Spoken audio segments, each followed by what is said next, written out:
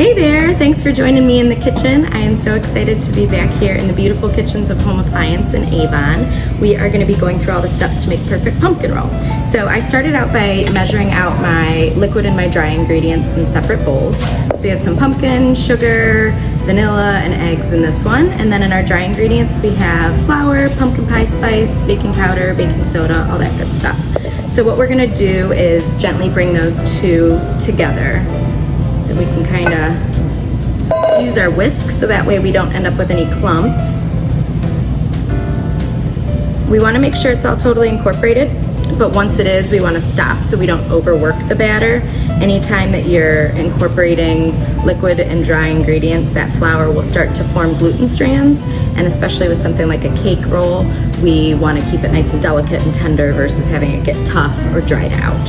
So we'll get those incorporated, and then what we're gonna do is I'm using a half sheet baking pan, which is what this recipe is made for, that size, versus just a jelly roll pan, and this will make 2 full 9-inch pumpkin rolls. So we'll pour it into our pan and be able to cut that in half and have 2 to serve. What you want to do to prepare your pan is just like what I did here. A nice large piece of parchment paper that you can kind of, even once you press into the corners, it's lining the inside of the whole pan. That way we can be able to turn it out really easily.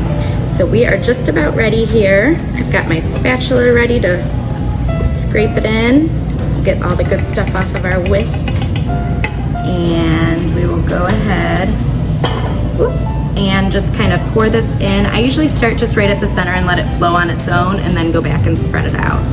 We also are going to be tapping this on the countertop just to get out any extra air bubbles.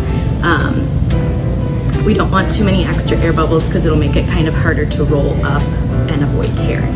So that's the big thing with a pumpkin roll, is to be able to roll it up and not have it rip. All right, this looks good. We are going to go ahead and just kind of gently guide it towards the corners.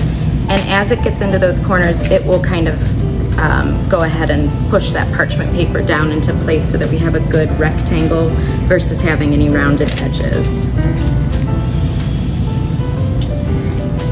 Once we have that done, like I said, we'll drop it on the countertop 4 or 5 times, and you'll kind of see some of those bubbles come up to the surface, which is perfect. And we're gonna put it in a 375-degree oven.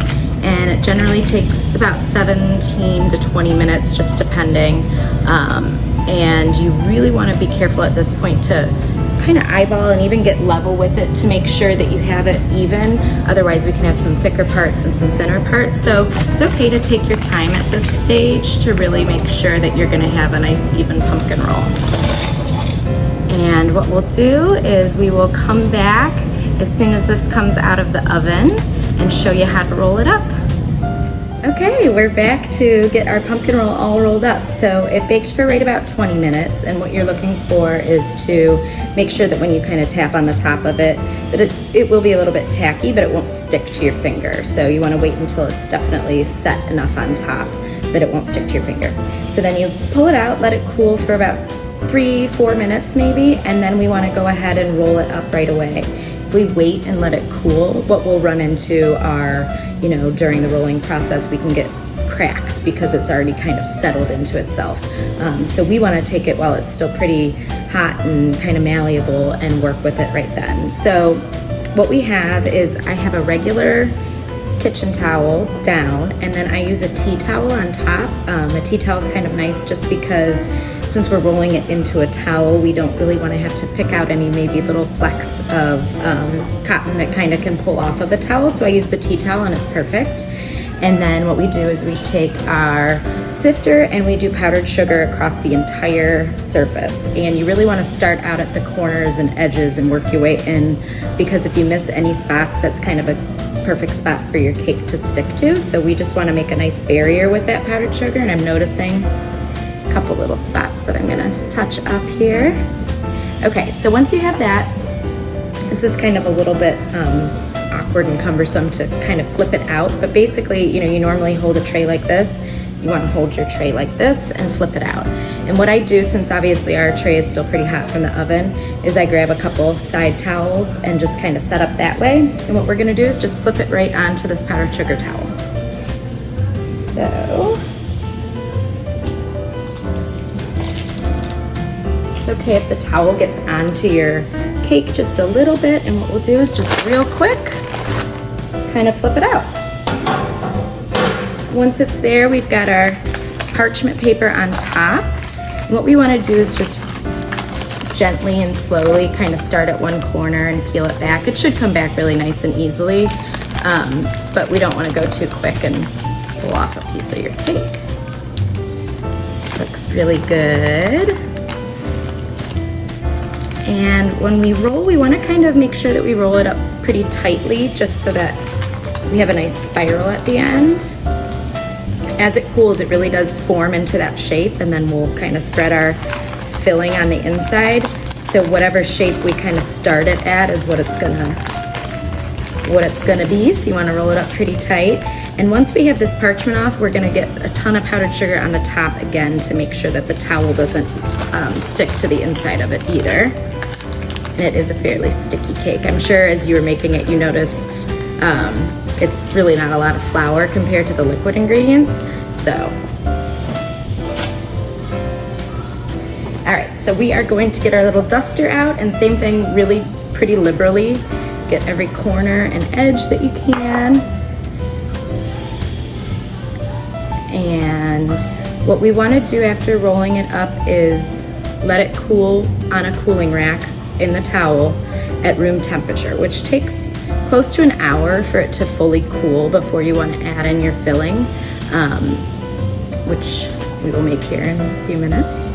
And the reason you want to cool at room temperature versus kind of speeding it up in the fridge is because having it at room temperature, all of the steam from the cake is just kind of going to be slowly absorbed into the towel, and it'll create a really nice barrier between the sugar and the cake, and when we go to unroll it, it'll be really nice and easy to get that towel away from the cake.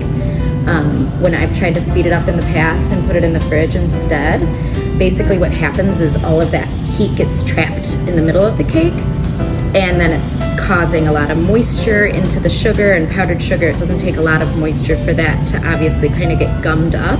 And once it gums up, your towel's really sticking to your cake, and it's pretty tricky, and sometimes you end up losing a lot of your cake. So I'm just gonna get this last spot and we'll roll it up. My tea towel is quite a bit larger than my roll, so I did sugar that, and I'll just kind of fold that in a little bit, and that's really nice and helpful for keeping the edges. And I've got my extra towel on the outside for absorption, so we'll just kind of curl that in and just roll as we go.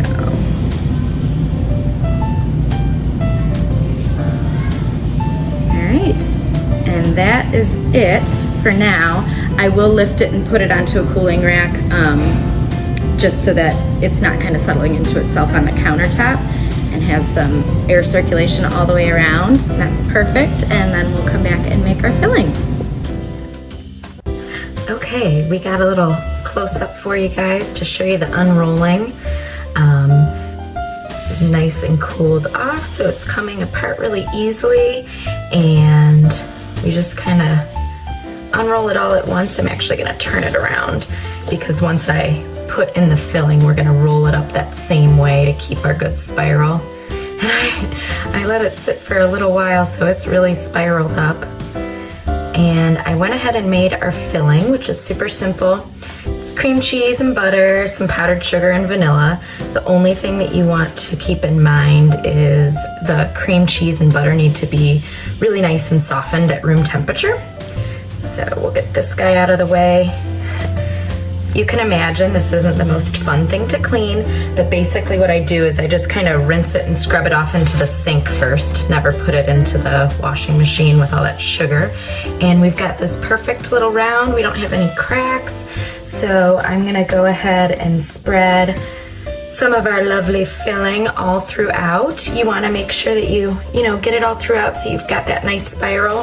And then what we'll do is we'll slice off the edges at the end so that it looks pretty. Serve seam side down, and then we'll dust that powdered sugar over the top just to kind of get a better finishing look. So let me know if you have any questions. The recipe is below, and enjoy.